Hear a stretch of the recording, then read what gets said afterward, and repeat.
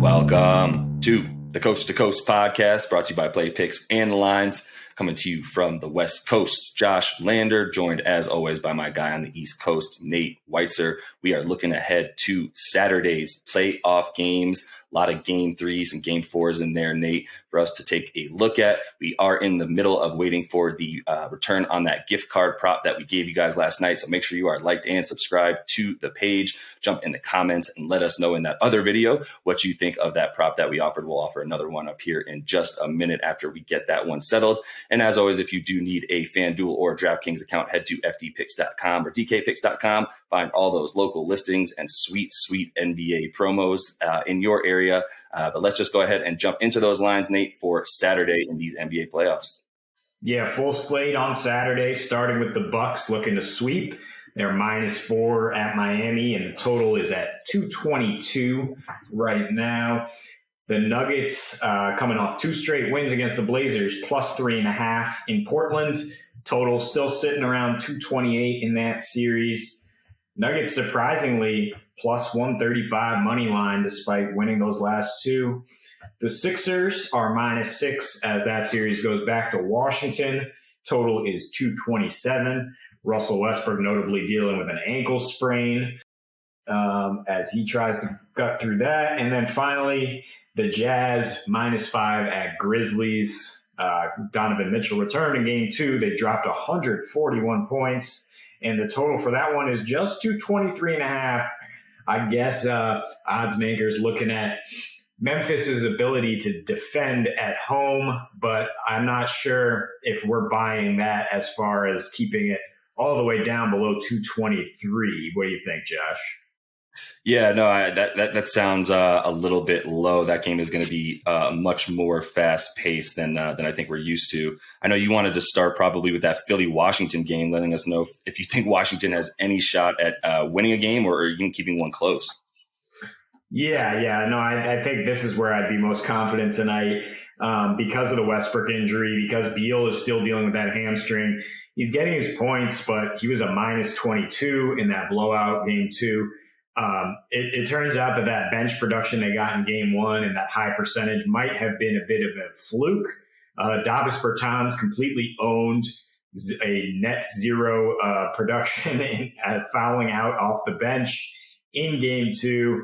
And the Sixers are just getting whatever they want. The big 3 shot 70% from the floor in game 2. In game 1, it was Tobias Harris just getting to the rim at will. Game 2, that was Ben Simmons. When you have Embiid, you don't even need Embiid to pile up free throws or do what he does. And you can still get that kind of offensive production. It shows that the other team has no chance to stop you.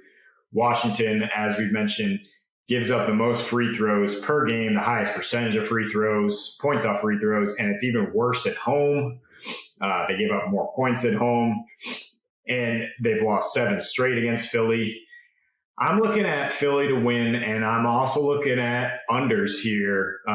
Philly is the 3rd best defense on the road. They're 17th in pace. That's why 17 of their 24 games have gone under when they're road favorites. That's how they exert their will in those kind of matchups. They've gone under in 3 of their last 4 at Washington, dating back to 2019.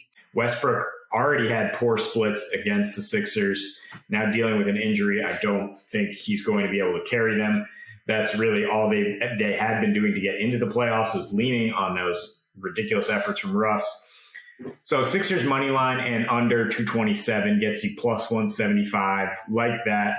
I also like this kind of hack on the money line. Sixers to lead at the half and win is -120 on DK, which, provided they're up at the half, they win 90% of their games when they're leading at half. Washington only comes back at 20% when trailing. So that's just basically the money line there.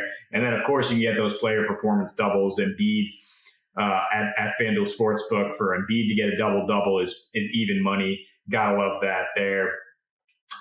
Anything else you like in this game? Yeah, no, I'm looking at the same sort of concept. You're looking at unders there, and the way that Philly does control the game differently on the road. 109 points per game on the road is really shocking. And I think, also the thing you're seeing on the other side of the ball there, to your point, Daniel Gafford's not going to score on Embiid, so let's get that out of there. Davis Bertans doesn't come inside of the 3-point line, and Alex Len is Alex Len. So there's not going to be much in the way of offense coming from the paint for that team. And when you look at what Simmons does against Russ Westbrook historically, since Russ left the Thunder, Simmons has been somewhat of a rush shutdown defender a lot of times, and being able to stay in front of one of the only people that can stay in front of him with enough size to actually guard Westbrook when he does get into the rim. So a lot of problems for Washington on offense. I think we're going to see them fold pretty soon. I do like the idea of taking unders here outside of, player props, but definitely on team totals and probably the total of the game as well. But a game that I don't think will be going under, and I'm actually eyeing the complete opposite, is that West Coast game we were talking about, the Utah Jazz and the Memphis Grizzlies. Really pretty shocking game too in a lot of ways, actually, just when you look at the fact that both teams shot 54% from the field. I believe we took Utah's team total over there at 115 in that game. They dropped 141. So that felt really good. I'm definitely going back to that. 114 and a half points for Utah in Memphis. I also just like the total, which still hasn't climbed above 230, which is lovely. I'll take it at 224 right now. That feels really, really easy for this game. I don't know if Memphis will be able to hang with Utah after another game with Donovan Mitchell back. Another game under his belt. But either way, you do look at what Memphis does at home in terms of, their first and fast break points overall and definitely at home. And then their pace actually increases much quicker when they're at home as well. I think that's the only thing that they think is a way for them to stay in this. I don't think that they can get dirty and chop it up, with Rudy Gobert able to actually handle, Jonas a little bit better than most other centers probably can, and bang with him down low. You'll continue to see, Memphis look to pick up the pace, try to get fast break points, try to force turnovers as much as they can for Utah, who did a great job of limiting those to only 12 last game. So, we'll see if they're able to get those fast break points. Ja can get his 30, 40 points. I still just don't think there's enough for Memphis to hang with Utah. Either way, I think a ton of points in this game and take a lot of the overs. Yeah, what's interesting is both these teams play traditional centers, and in the NBA, that leaves you exposed to highly efficient pick and roll offense, especially Valanciunas has no shot. And the Jazz have three guys when you count Ingles, elite pick and roll players. Now that Donovan Mitchell's back, you saw their efficiency. Their offensive rating jumps about 4 points per 100 possessions, set as points per game. And Donovan just carving them up, only getting his 25 points, but just opening things up for so many other guys for that highly efficient 3-point offense that the Jazz like to run.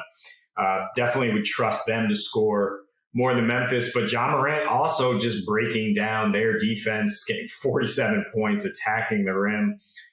So I do like the overall total with the feisty Grizzlies at home as well. Portland and Denver has been over City 3 in a row. Barely got there in the second half. We did like the first half over more, which was comfortable because the Nuggets came out on fire. They finished 20 for 38 from 3. Austin Rivers nailing 4 big triples down the stretch. And it's looking like a little bit of a coaching mismatch in this one. Mike Malone seems to know how to capitalize on Portland's plan to limit Jokic's distribution. The Nuggets just have this secondary action where they just get an open 3 every time. They honestly could have shot a higher percentage from that. I don't see negative regression coming there. I see the Nuggets continuing to pour in triples, and I like their team total of 113.5 for this game 4. Because the Blazers, they've been solid with Yusuf Nurkic out there. When he goes to the bench, they are just helpless on defense. Their defensive rating has been 120 in games without him. He's fouled out in consecutive fourth quarters now. And, he can only do so much even when he's out there. He's being asked to rebound everything, to guard Jokic, and to switch out on guards. Their backup option, Enes Kanter is a quick disaster, so he's not going to be guarding Jokic. They're using Covington and Hollis Jefferson, mouse in the house against Jokic. The guy is averaging now 30 points per game against Portland in the playoffs. I think we're going to look at his scoring props once those are up, try to take those as well. I like the overall over here again because Dame Lillard will not let his team go down that easy. And I think the supporting cast, CJ McCollum, has got to find his rhythm a little bit more. 7 of the last 8 playoff games between these teams have gone over. I like the Blazers to start hot, at least initially again. Looking at the first quarter, first to 25 points for Portland is minus 115. Like that there. But I don't trust them to win this game at all. I mentioned last time they thrive when Dame is able to distribute, get those assists, but Denver is doing a good job of asking Dame to beat them on difficult isolation moves. Pulled 31 times in game 3 and only had 5 assists, and that's going to keep the other guys out of rhythm, which is really a recipe for success for Denver. So just looking at, I don't understand why they're underdogs. Looking at them, the money line at plus 136, and for them to get over 113 points.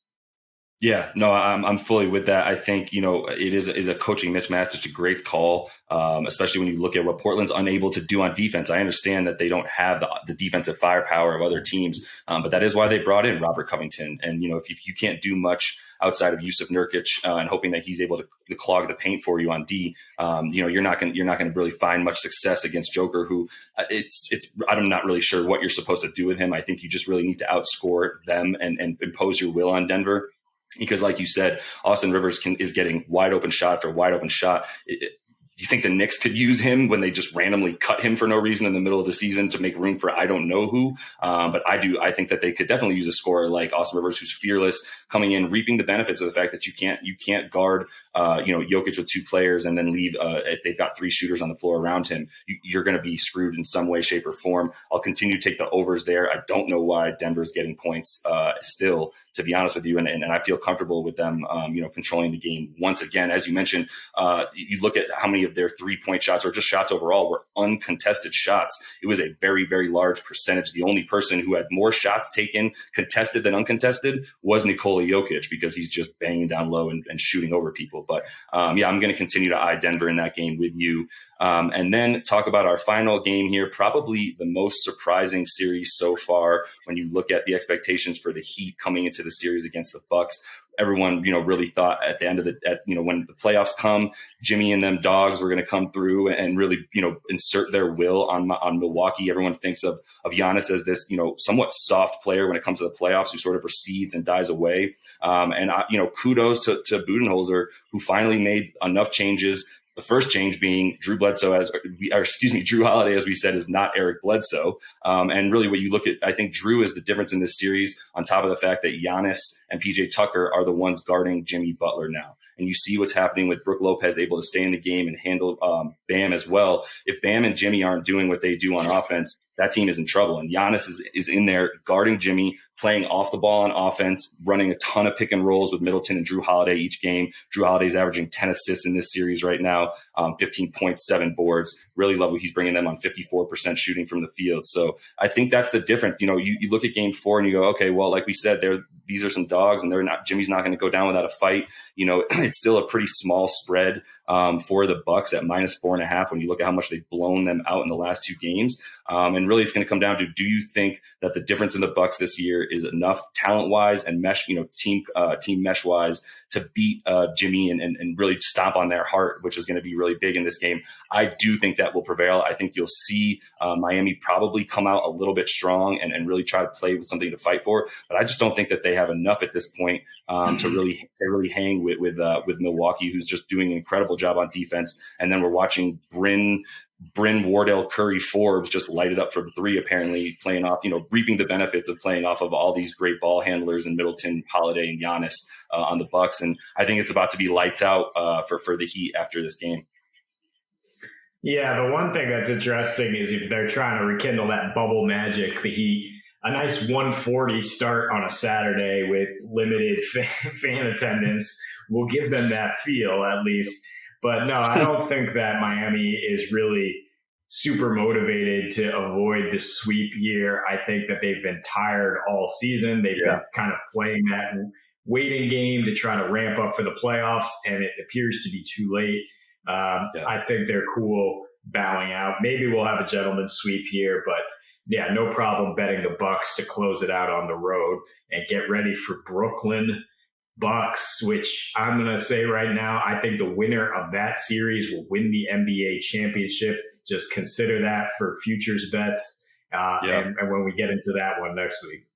If you feel that way, it's definitely worth it to drop some on both of them, right? You're still going to get really good odds on that chip. I will say, if you're looking at any props, which while we're recording this, we don't have any up for that Milwaukee-Miami game in terms of player props, but I'm going to continue to eye things such as Middleton's points. I think they've realized that put the ball in his hands when you need a bucket and you will get what you need. He really comes through in the playoffs. I got him at 20.5 points last game. If he goes up to anywhere around 22, I'm still going to take his over on the points. Giannis rebounds. He's been at around, anywhere from 12 to 18 in this series each game. And so if you find him at 11.5 or 12 rebounds, I'm going to take the Giannis over there. And then Drew continues to get double digits assists in every single one of these games. I'll go ahead and look at his assist there. If it's under 10, definitely going to look to take that.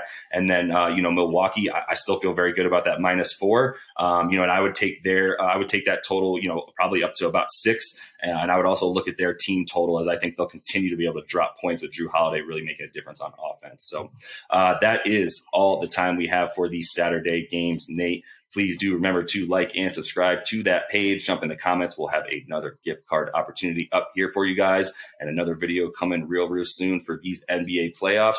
As always, for this weekend, happy betting.